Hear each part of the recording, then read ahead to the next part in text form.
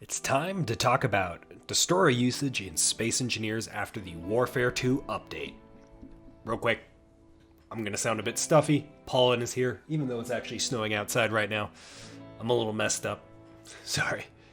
But Warfare 2 added all sorts of new weapons, specifically the artillery and assault turret, which has drastically spiced up the PvP meta, so to speak. But it also, more importantly, added a better AI targeting metric or system and allowed ships the ability to engage past 800 yards or 800 meters natively. So this guide aims to kind of talk about this destroyer concept for both vanilla and modded players that use weapons that exist within the basic Space Engineers framework, like Assault Weapons Pack. For those that use rotors or player-made weapons, or Weapon Core, sorry, this probably won't directly apply to you, because you have a far more advanced tool set, so your meta is going to look a lot more different. And honestly, a lot of your weapons are just off-the-walls bonkers crazies, like guided missiles, and guided missiles and sea-skimming cruise missiles sort of break conventional semi-line-of-sight ballistic weapons, as you would imagine. The same applies in Space Engineers. But some of the concepts might still hold, just with different weapons. Who knows? Before getting into it, what is a destroyer? This is actually a fairly vague term in Space Engineers, but I view it as such. It's the smallest, cheapest ship you can still build that is considered the bare minimum to be viable in fleet combat versus more than one ship. It has no or minimal capital grade weapons, so heavy weapons, minimal armor because speed is far more important at this size than survivability, and the speed is a large part of why it's so able to be effective in its mission, because being a destroyer means being flexible on the battlefield, right? You are not cannon fodder, but you're pretty close, right? You do things that you don't want to send cruisers in to do. In vanilla, this is pretty irrelevant, as there's no true capital grade weapons aside from the the rail gun, but that thing sucks. It really sucks in PvP against fast-moving targets, which most PvP targets will be, unless you spam it, but then all bets are off. So I'm going to kind of ignore that this thing exists. It's mainly for stationary targets. We cap our destroyers out at 3,500 blocks. A big focus of today will be talking about the title, right? The two extremes, the fleet destroyer and the offensive destroyer. These are two of the extreme ends of what destroyers can be. We have some interesting categories in between, like a torpedo destroyer, a point-blank destroyer, but I'm going to ignore those for now and talk about the two extremes. These are terms that I've somewhat made up, right? The terms exist, but they mean other stuff in real life, though there is some overlap.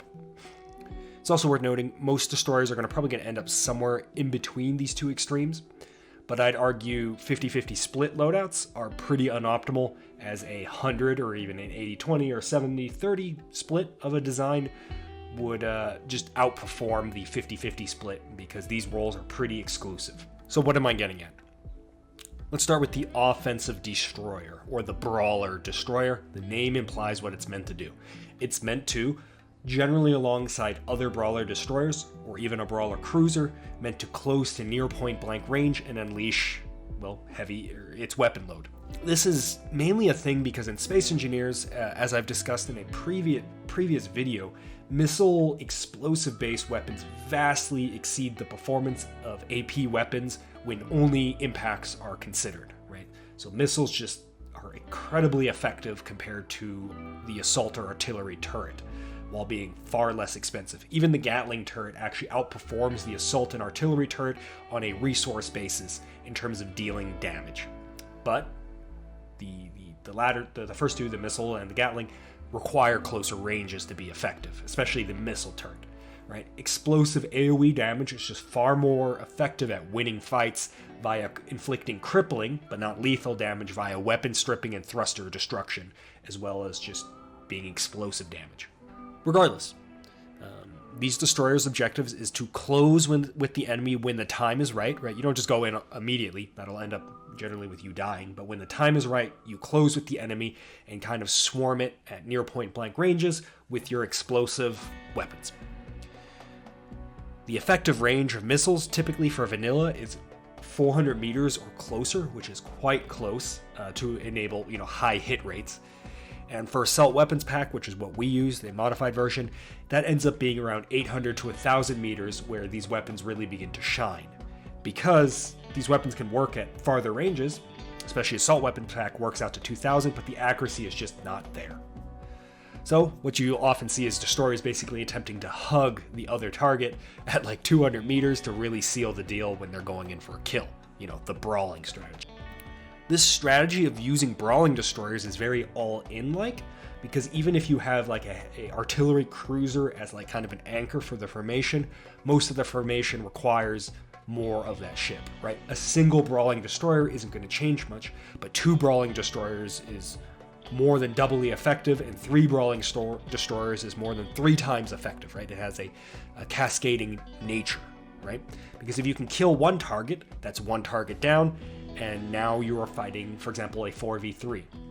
And then you just go from one target to the next, and try to cascade into a win at point-blank ranges. Typically, however, in an ideal scenario, if you just send, 3 offensive destroyers with a cruiser holding back at about 1,500 meters or 2,000 meters, applying artillery fire, and you send those 3 destroyers into a tight enemy formation with overlapping fields of fire, maybe there's a cruiser in there for good measure. Yeah, that's been tried many, many times, and the reality is those destroyers are going to have a bad day. Because the reality is more fire is being returned onto target, just due to the nature of offense versus defense, and unless everyone is perfectly in sync, those destroyers are going to get chewed up. But if you've done any PvP, you know the reality is tight formations moving together are very difficult to execute. Why? Well, there's a speed cap, and, well, it's just hard to coordinate when you don't have great frames of references. And formations often, even tight formations, drift apart.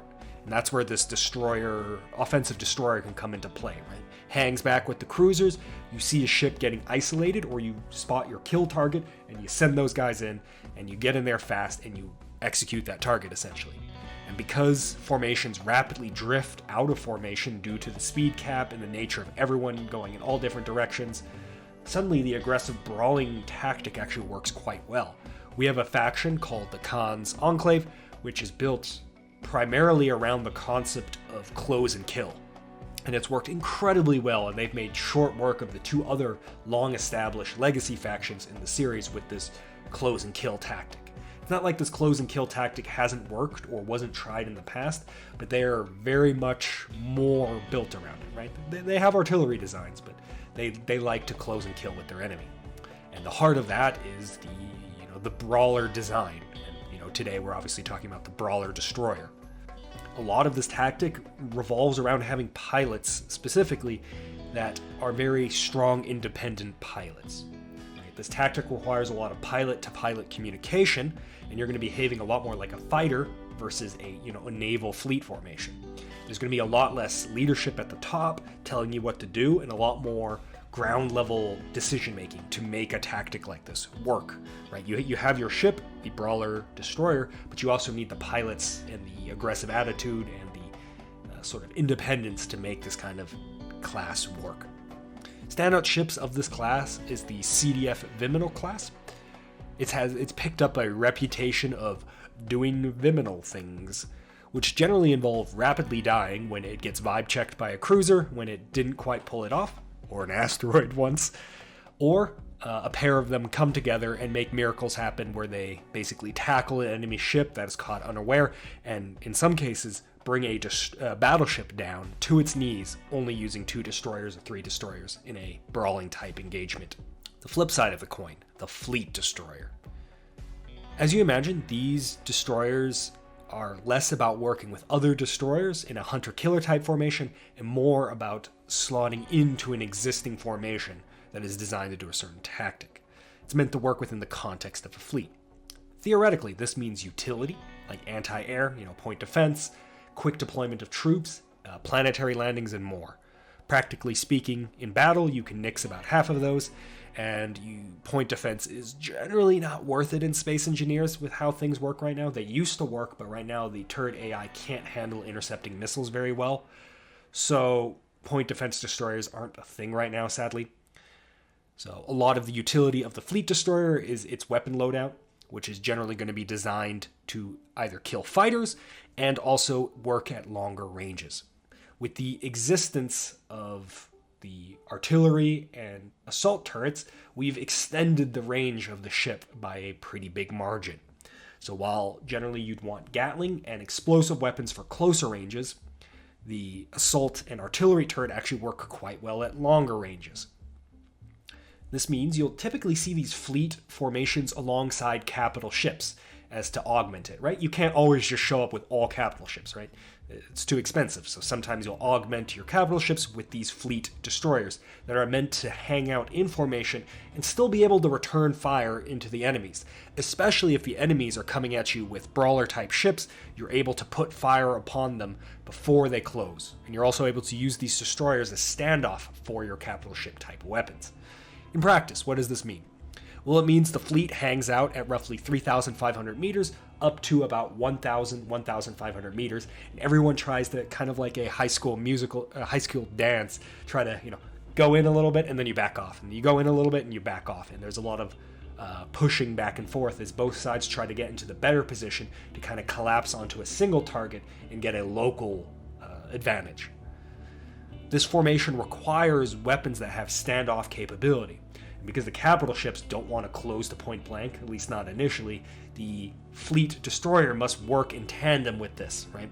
It doesn't make sense to have a fleet formation designed to function at standoff and then have one or two destroyers that go in and die immediately, right?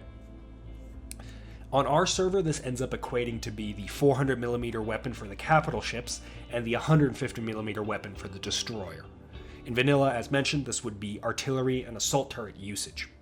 You can maybe even throw in that railgun I mentioned earlier on the capital ships for something to do while the guns are reloading. Once again, in our server we have the 220mm missile launch system, vanilla has the 200mm launch system, and even Gatling weapons. These weapons are excellent and do way more damage, but they require point-blank, basically engagement ranges. So suddenly, using weaker weapons with higher range hit rates makes sense, thus the fleet destroyer. The Riders used this tactically recently to great effect. They showed up to a battle with 4 fleet destroyers, essentially. And they went up against a very much famous formation with the heavy cruiser Gary. Yeah, no, I'm not in charge of these names, that is what it's called. And they used these destroyers to combat this cruiser and her destroyer escort, and a shipyard, and a forward operating base. But because their formation had a weapon system, right, they were all fleet destroyers, they were able to engage and constantly back up and actually get a lot of damage down on this vastly superior force. And while at the end of the day the defending force did succeed, they ended up trading a destroyer for a destroyer, if I recall correctly, and shows how much, if you have a offensive formation and you're trying to fight a standoff fight, a lot of your weapons are just not doing anything, so you functionally actually have less weapons in the fight. Another example of this is a battle where a defending force consisted actually of the Riders, so the roles flipped this time, and they had multiple offensive capital ships. They went up against the CDF formation with a artillery cruiser and a bunch of ranged or fleet destroyers. The standoff capability of the cruiser and the destroyer allowed the CDF to whittle down the defending force at range, that once battle was joined, the fight went a lot closer than it should have been. The downside of this tactic is pretty simple. When you show up to a fight for an extended battle, with your destroyers and your cruisers, it quickly just turns into a battle of who brought more firepower and who can maneuver best. And a lot of that is decided before the fight even starts, and there's a lot less blowout potential versus the brawler, which just, if you play a brawler formation right, you just can do amazing things with a low amount of ships. However, these fights very often pull a lot of the skill out of it. There's still a lot of skill there for sure, but a lot of it comes down to who has more guns. Wrapping it up, battles rarely ever turn out as simple as above, and it's often a hybrid of standoff right up until the decision is made to close and kill. But we're beginning to potentially see a meta shift in Outlands, where the cons have kind of shown a dominating methodology of just brawler, brawl, kill. And we're seeing the Riders begin to use a fleet destroyer alongside standoff cruisers and battleships to great effect. And we'll see if that becomes the new meta, but we're seeing a lot of capability, right? Because remember, you'd always want to bring artillery cruisers to a fight, because they do quite well against brawling ships. However, cruisers are expensive, and as this war in my server continues, we're seeing less and less cruisers as more and more of them die. And the ability to slot in a destroyer, which was previously viewed as a tackling brawling ship, is now being changed into this fleet concept, and we're beginning to see some success here. It remains to be seen if this is going to become the new meta or not, and stuff's always shifting, but it is an interesting dynamic that I hopefully let you know about here today. Anyways, thanks for watching. If you are interested in this series I'm doing, watch the pinned video on my channel. Otherwise, thanks for watching. I'll see you guys later.